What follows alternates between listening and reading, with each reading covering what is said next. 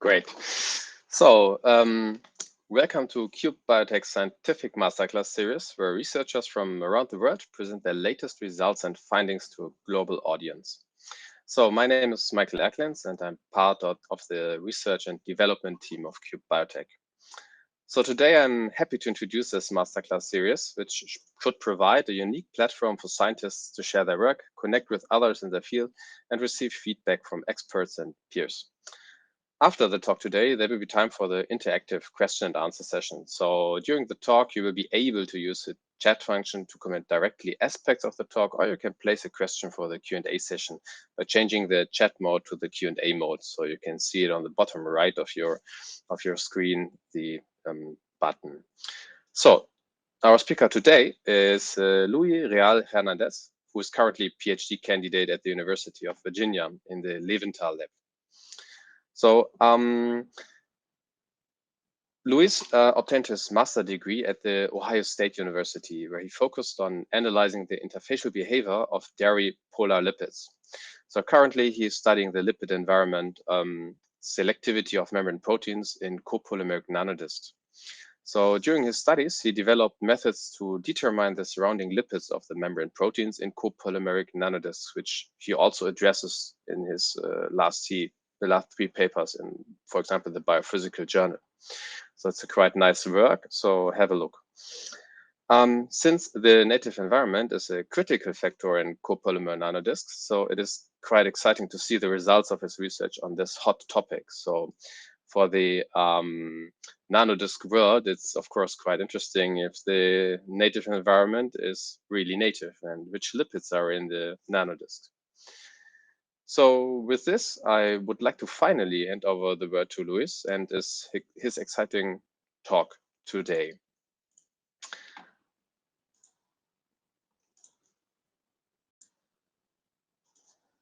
Thank you for the introduction. Today I'll talk about some of my recent work looking at membrane biophysical properties of nanodiscs. I'm from Ida Leventhal's lab, and we primarily focus looking at membrane biology. So a third of the human genome encodes for membrane proteins. These proteins are very important because they are one of the major targets of pharmaceuticals.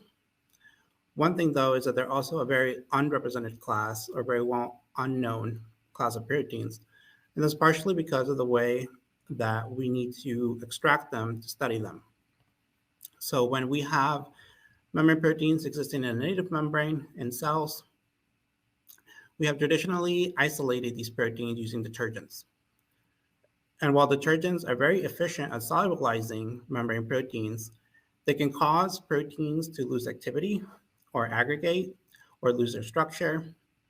But for us that are very interested in membrane structure, they also cause the loss of the lipid environment from which membranes surround themselves in cells. So a very interesting thing for us was this new invention of amphipathic copolymers that directly isolate membrane proteins surrounded by a lipid patch of lipids from proteins' native membranes. And so, as would not be very surprising to this crowd, the addition of amphipathic copolymer directly extracts membrane proteins along with lipids present in their native environment. And this is a function of pH, temperature, the time that we allow the copolymer to incubate with the membrane that we're trying to solubilize, as well as the concentration of ions and the concentration of copolymer. In none of these conditions do we need to worry about using detergents. And so many people have kind of stated that this process retains a native-like environment. And this is very popular throughout the literature, where people have claimed that these nanodiscs retain very native-like environments or near-native environments.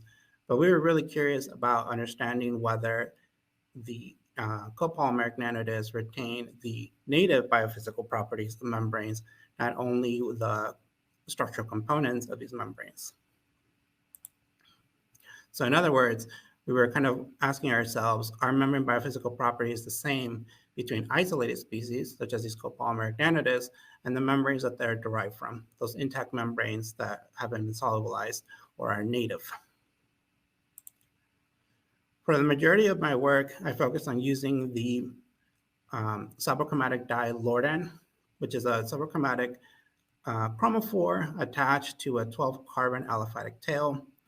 The dye spontaneously intercalates into membranes, but it has a very unique property in that upon excitation, some of its energy can actually be used to reorient the dipole of water molecules around its environment, causing for the emitted photons of this dye to have lower energy or be redshifted. So in environments where Lordan is not in contact with water molecules, it would exhibit a more blue shifted spectra, while in environments that are more fluid and can incorporate a lot more water molecules, it would exhibit a red shift in its spectra. Now, how does this look like?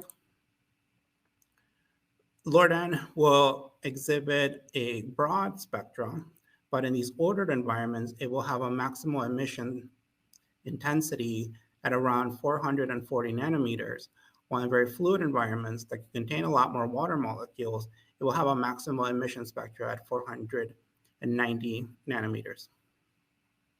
In order to work with the spectra in a more feasible way, we tend to collapse the spectra in the field into a single ratiometric value called the GP, which is just the difference in intensities between these two maximum emission peaks divided by the total intensity of these two peaks. Because the first term of intensity is based on the ordered maximal emission spectra, increases in GP indicate an increase in ordered environments, while a decrease in GP indicate a decrease or a more fluid-like environment. Okay, so for this work, I looked at the more traditional copolymers, so styromalic acid, better known as SMA, diacetylbutylene malic acid, better known as DIPMA, and also polymethyl that's commercially available, and I'll abbreviate that as PMA. I looked at a variety of lipid compositions, which I will go through, but the routine was the same for analyzing all of these membranes and then the nanodiscs that were made from them, and that is that all of these bilayers were incubated in a similar manner with copolymer at temperatures in which those membranes were very fluid. Nanodiscs were isolated using centrifugation, and then both the nanodisc structures and the intact bilayers were stained with Lordan. Lordan itself is not very fluorescent in aqueous environments, and so it will only fluoresce when it's incorporated into both the intact and the nanodisc particles. And then we analyze the spectra using these GP values. Okay, so I'll go through a range of different lipid compositions for which we analyzed, starting off with the most simple one, which was a pure dimeryl phosphatidylcholine membrane, or DMPC. While not very biologically relevant, pure DMPC bilayers have been extensively used to characterize the biophysics of nanodiscs, and so that's why we started there. Here, we saw something very interesting as we looked at adding different amounts of copolymer to this DMPC bilayers. And I will go through a bit of a series of what adding different amounts looks like for these bilayers. And so we know that these copolymers intercalate themselves into bilayers, and then a certain concentration of these copolymers need to be in the membrane in order for the membrane to be fully solubilized, in order for us to form nanodiscs. And those values are here shown by blue line and this purple line. The blue indicates for SMA, and the purple indicates for DIPMA. But when we add very little amounts of copolymer, where we have just a bit of strands located on these on the particle of the intact membrane, we don't really see a change in GP value between the liposome and those that may contain a bit of copolymer. Adding a bit more copolymer but yet not to the point where we actually have them solubilized. We see that there's a significant increase in the GP of these liposomes when they contain SMA or DIPA. PMA did not serve this effect, but it was trending with the other two copolymers. When we actually had full solubilization of the membranes and added a bit more copolymer to a state where we would reference them as being nanodiscs, here's a result: all copolymers induce a significant increase in what would have been the intact bilayer. And furthermore, excessive increase of copolymer caused there to be a significant increase in GP, some things that were not even like the intact membrane for copolymers such as PMA. We believe that these structures are no longer what we would picture as a nanodisc. And so this is somewhat of a cautionary tale that even though you can solubilize things with excessive copolymer, excess copolymer is not always necessarily a good thing in our experimental design.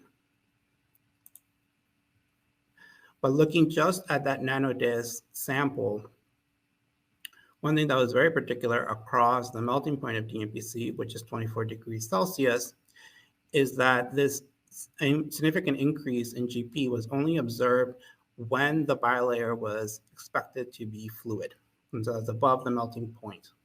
And so we saw that for all our nanodisc samples, there was a significant increase compared to the intact membrane or this liposomal membrane. We also observed this for one membrane scaffolding protein type nanodisc, scaffolded by MSP1E1. And so we believe that this effect might be a bit more universal than just a copolymeric nanodisc. So moving along into a more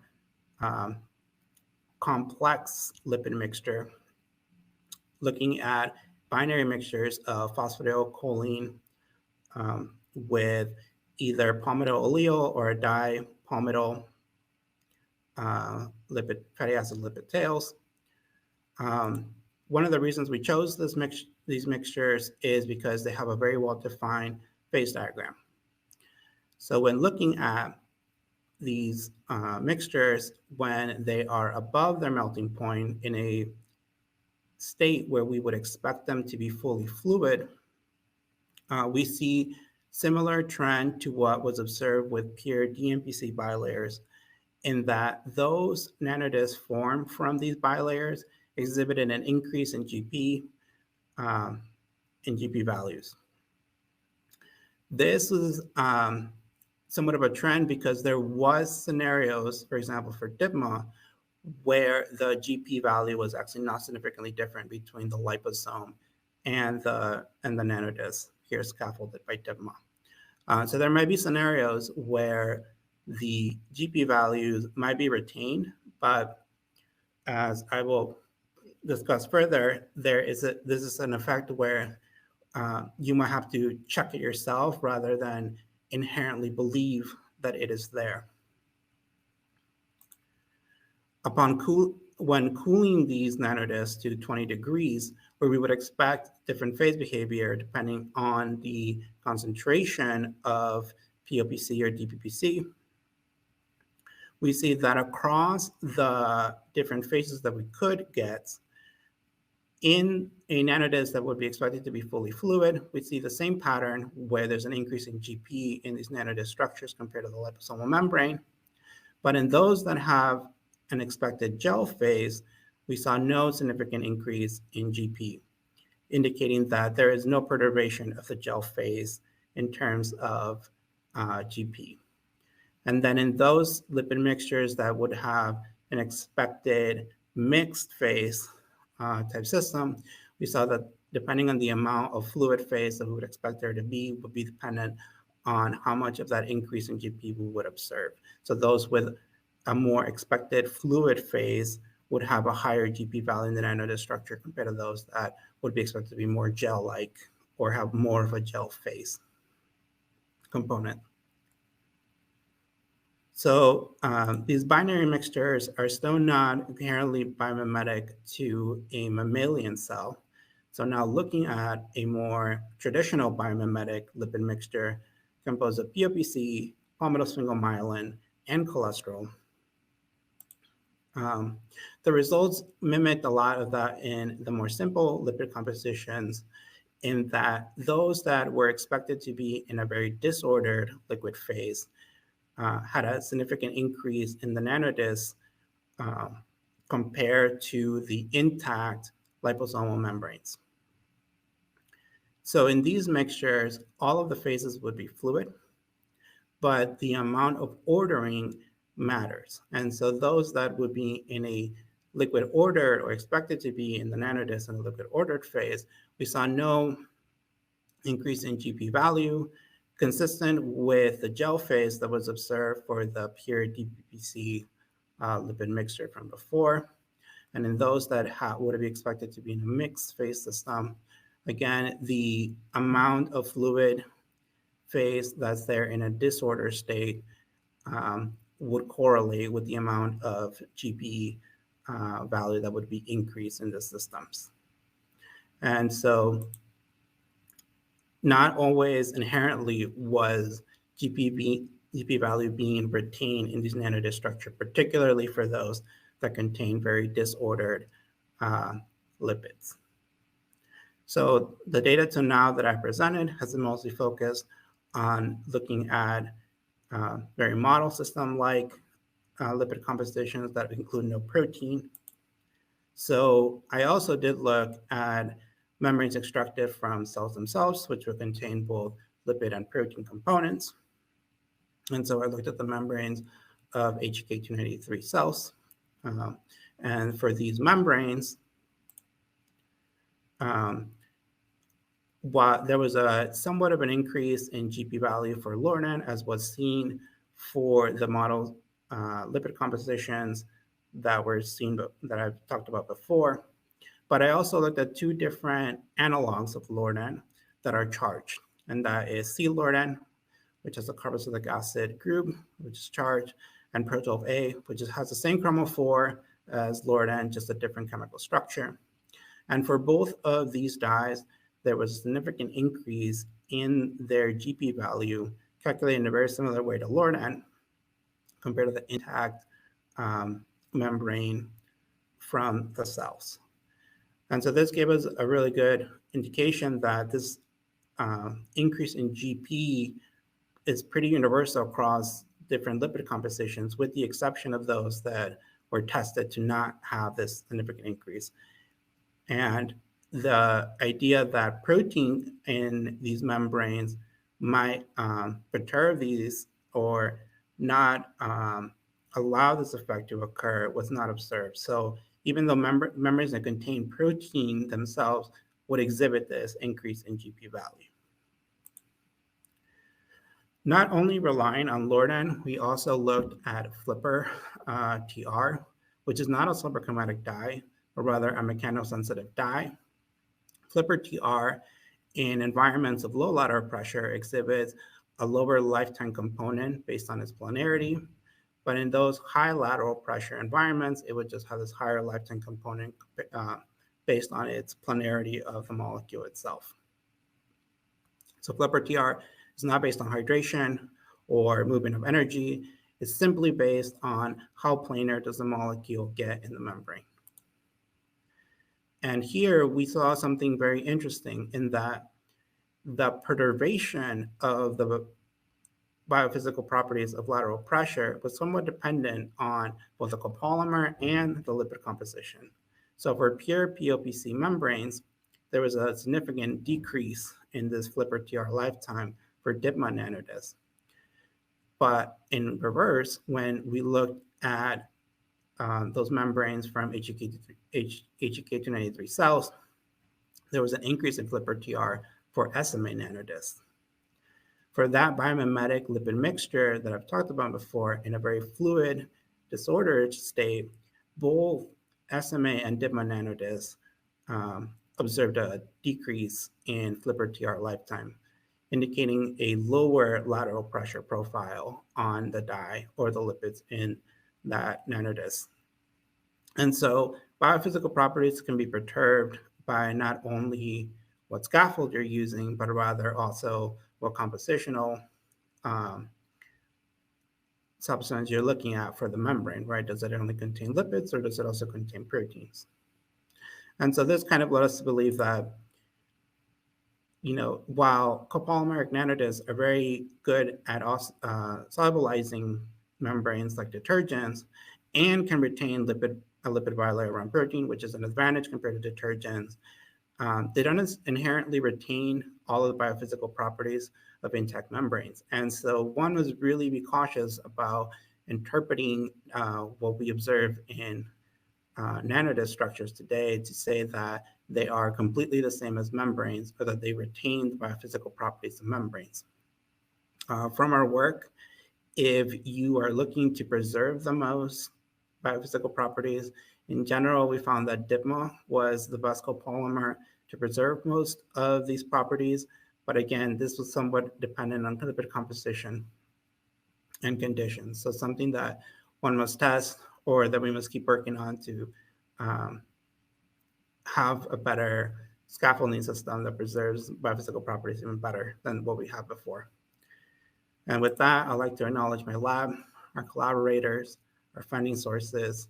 And for more information, you can look at a recent publication, and I'll take any questions. Thank you.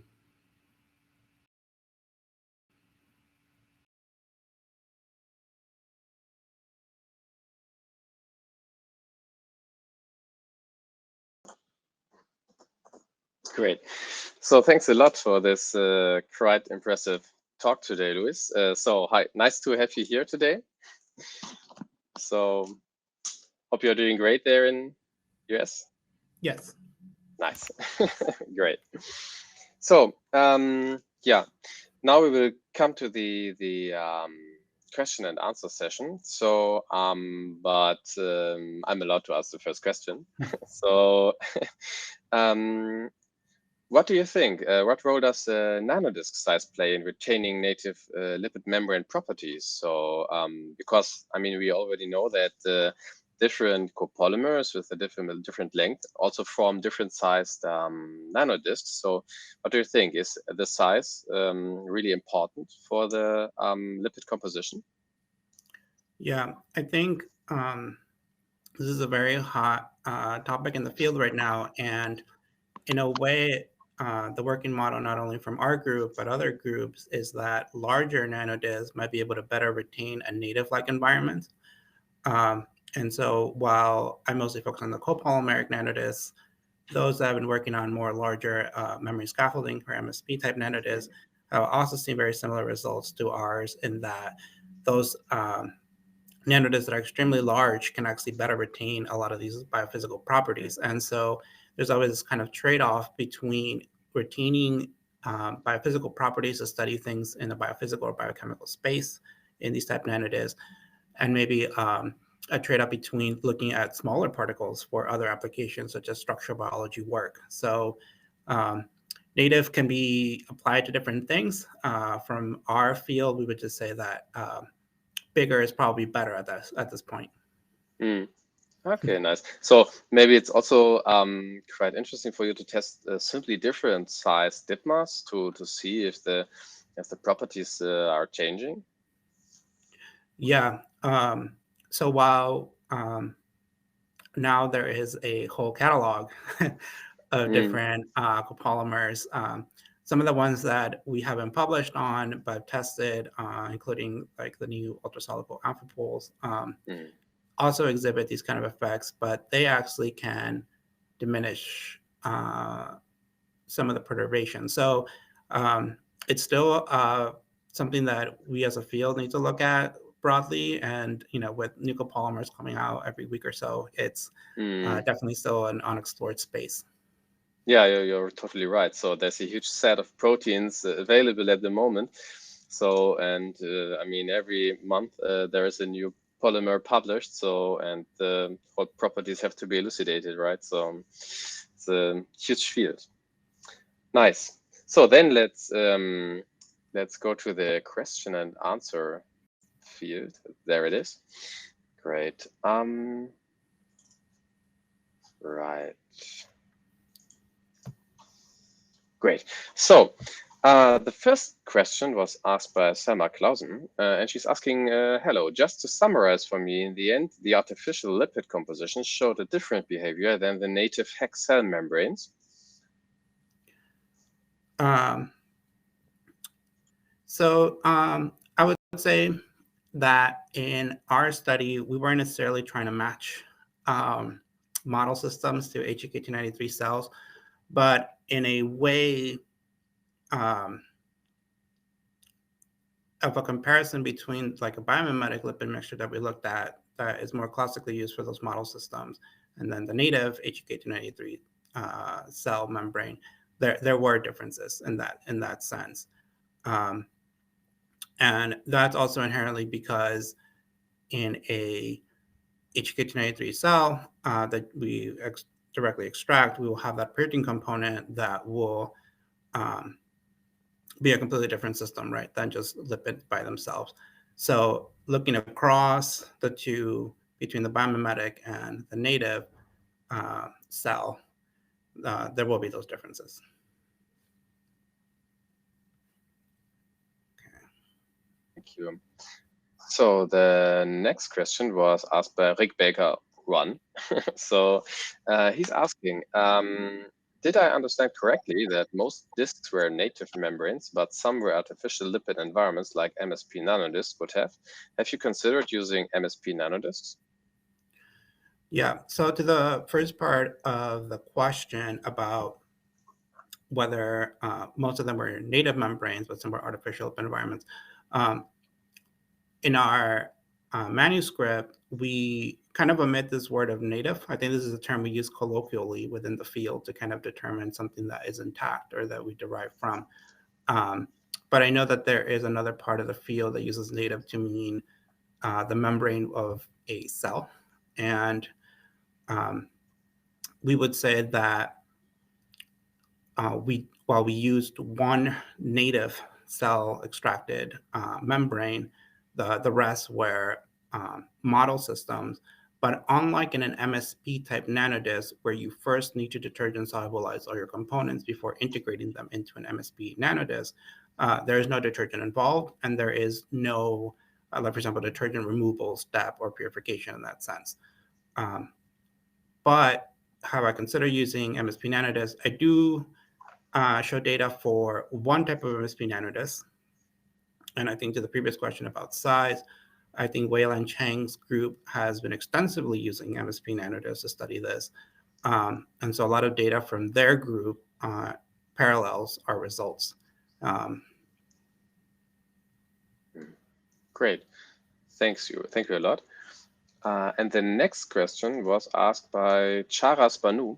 And she is asking, what could be the options in using molecular modeling to predict disruptions in the native lipid bilayer using the copolymers just described? Yeah, I think this is another very interesting topic in the field about molecular modeling of nanodiscs. And I think as other speakers of the series have commented, is that copolymers, as we currently purchase them, are not very homogeneous in strand size. And so you have all these strand sizes experimentally. And so that might not always match to how we would construct a molecular dynamics model, where we need to specify what strands are in length. But from not the copolymeric space, but more from the MSP nanodisc space, there's been a lot of molecular dynamics modeling done there, where a lot of that work could be paralleled, just with the caveat that you would need to specify strand size. And so what that would kind of look like is looking at, thickness, order parameters, and things like that, that are somewhat more common for the MSP nanodisc field, but not for the copolymeric space yet. Great, thank you. With respect to the polydispersity, so you mentioned before, so what would you think that a nice PDI would be to, finally get near to the model results, for example? So like raft polymerized polymers have a PDE like 1.1 to 1.15. So what do you think about this? Yeah, so this is definitely not my field of expertise, but I would say that from the people that I've talked to in the field that probably know a little bit better about this, is that it would allow for, a PDI of, one ideally will help bridge a lot of the experimental data and a lot of this computational data, because in a way it is also difficult to experimentally determine a lot of the properties of nanodiscs. So using those computational models can definitely help speed up a lot of what we might test in a lab, and definitely raft based synthesis for copolymers. I think would definitely be a big plus, not only for us that are trying to kind of understand deeper of what the biophysical properties are, but definitely also for the structural biology component of making particles a bit more homogeneous. Mm. Okay, great. Thank you. So the next question is asked by Jens Myers. So, and he's asking, why did you use different temperatures for different lipid compositions when creating the nanodiscs, like the hex cells at 37 degrees, 60 degrees for the DPPC PSM nanodiscs? So, yeah, this is a great question. So one thing that we wanted to avoid in these experiments was having to deal with how much copolymer would intercalate based on our conditions. And so we know that incorporation of the copolymer into the bilayer is a spontaneous process, right? But there's still kinetics that must happen. And so the reason for the different temperatures is that we just wanted to keep all of the bilayers as fluid as possible. And so that 60 degrees for DPPC and polymer myelin is just to be about 20 degrees higher than the melting point of the highest melting point lipid, which is DPPC in that point, which is about 40 degrees Celsius. For native membranes, obviously we cannot blast them into a furnace because then we would have a lot of protein aggregation. And so that's why a more physiological temperature was used. But it was really just to kind of avoid having differences in our samples based on just whether the copolymer intercalated well or not, depending on our experimental conditions. Okay, great. Thank you.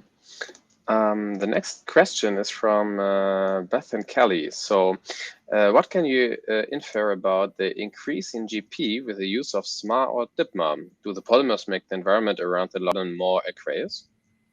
Okay. Yeah, it's a very interesting question where why would the GP increase? Is, I think, a way to summarize this. One is that we don't experimentally yet know, but we have some clues. And that might come from a working model in the field now where it's really about the boundary of the bilayer that interacts with the scaffold being perturbed mostly, in a sense that those lipids would experience perturbation by the scaffold, and then maybe the inner, more non-scaffolding interacting lipids would not experience any disturbance at all. And even though I didn't talk about this in the presentation so much, the use of these charge analogs of Lordan did not show very significant perturbations. And this might be due to them interacting with more inner components of the nanodisc structure. And so our working model right now is that this kind of increase in GP is more based on those perimeter or edge lipids. And MSP type experiments have also shown this.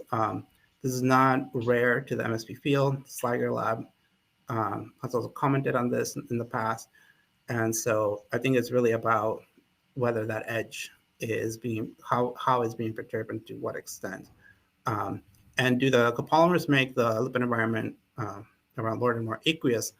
That might be one case in that the hydration of that perimeter might change. And so that might be one way to read out for Lornan. Um, to that extent, throughout the years, people have tried these kind of different fluorescent probes to kind of test these biophysical parameters, such as with anisotropy, and they also see slight perturbation. So whether it is completely an effect of hydration is still not known, but it might be a big component. And did you, do you think that maybe also the styrene ring as conjugated system from the SMAR can influence your chromophoric system? That, for example, the compared with the DIPMA, that this will also influence your GP? Yeah, we have no data to believe so, and one of these, I would say that we didn't touch upon this in this paper, but AXI type copolymers tend to also experience some of these edge effects. And so whether it is a ring-like motif in the copolymer that disrupts things, or whether it is really some kind of energy transfer that we did not take into account, it's something that we don't really think it is because, as I mentioned in the previous question, we looked at the ultra-soluble amphipools, which do have a cyclical moiety, but it's not an aromatic functional group. And so those also experience these edge effects from data that we have not yet published. So we don't necessarily think that it's like a spectroscopic or spectral artifact, if that makes sense. Okay, great. Thank you. So the next question is asked by Adam Evans, and he's asking at what concentrations of SMA or DIPMA were you seeing the integration of copolymer into the liposomes without forming nanodiscs and without breaking their liposomes? Where you see the integration. Yeah, so to a lot of this amount of copolymer to bilayer is another thing that we haven't necessarily standardized throughout the field. But one of a lot of that data, I would say, is based on Sandra Keller's work, trying to look at these ratios that focus on solubility points. And so a lot of the reason why the systems that I analyzed were done like at 30 degrees Celsius and stuff like that, was to kind of mimic as much of the experimental design as possible.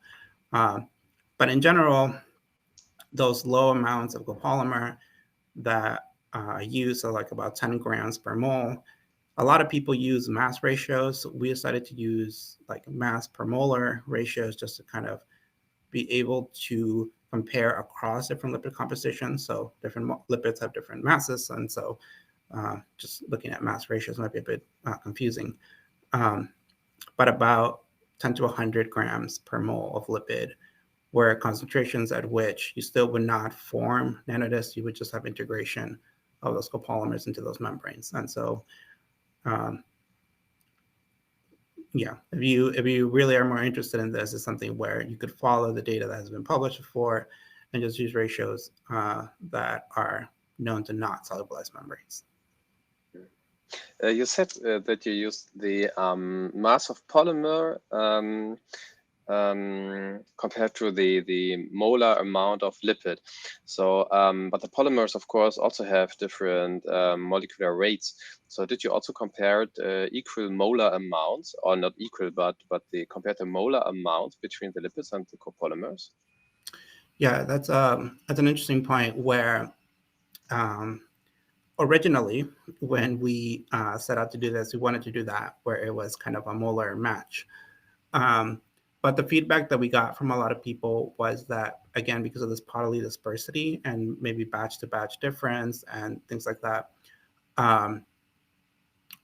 and there has been ways in the literature to kind of try to get at a accurate molecular mass for these copolymers. The feedback that we received originally was to better explain it in this way, just because it would also be more experimentally feasible for people. But it is kind of a lingering question where maybe once we do have a more commercial sense of raft synthesized copolymers, and we can have a more tuned molecular mass, something that then we can go back and look at these molar ratios a little bit more intuitively. Yeah, I mean, so at the moment there are quite a lot of copolymers commercially available in the rafted form. So, for example, like the ASTIs, which you can also see on our website. But I think more or less at the moment you can get every commercially available polymer. So from our side in the rafted form, of course.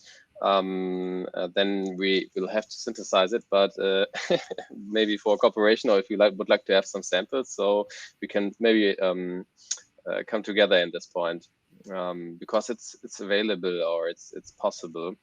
And then you have the polydispersities of around, as I said, 1.1, and can avoid such batch to batch differences, or deviations in the masses of the copolymers. Yeah. Great. So the next question. I see we are running out of time, so maybe I'm allowed to ask the last question. What do you think is, or are the biophysical properties of specifically cholesterol affected, or affects the GP value inside the nanodisc? Yeah, I think more for the biological space. This is a very big question in the field about how nanodiscs can incorporate cholesterol. And this is in part due to a lot of the MSP field having to incorporate either cholesterol analogs, or having to incorporate like not very biologically relevant amounts of cholesterol. So they go about 10 to 20% amount of cholesterol. And so there's been this kind of curiosity within the field to see whether copolymeric nanodiscs can incorporate maybe more cholesterol. And for this study, we did not very systematically studied cholesterol within our nanodiscs, but this is something that we're actually kind of curious about, because mammalian cell membranes have about a 40% molar ratio of cholesterol. And so if people really want to be looking at native mammalian type systems, that cholesterol component can be very important. And so one thing that we do know is that cholesterol rigidifies membranes. And so in a way, because of our data not showing any kind of perturbation of gel or very ordered phases, it might be that cholesterol might be a good component to kind of somewhat dampen these fluidity defects from the edge. Okay, so it's ongoing research, right? Yes. Great. Yeah, maybe you can present your newest findings in a masterclass when your newest paper is out there. So it would be quite interesting to see what you will find out. Yeah. So with this, I have to close this session. So thanks a lot for your talk, and also for thank also our audience for being here today with us.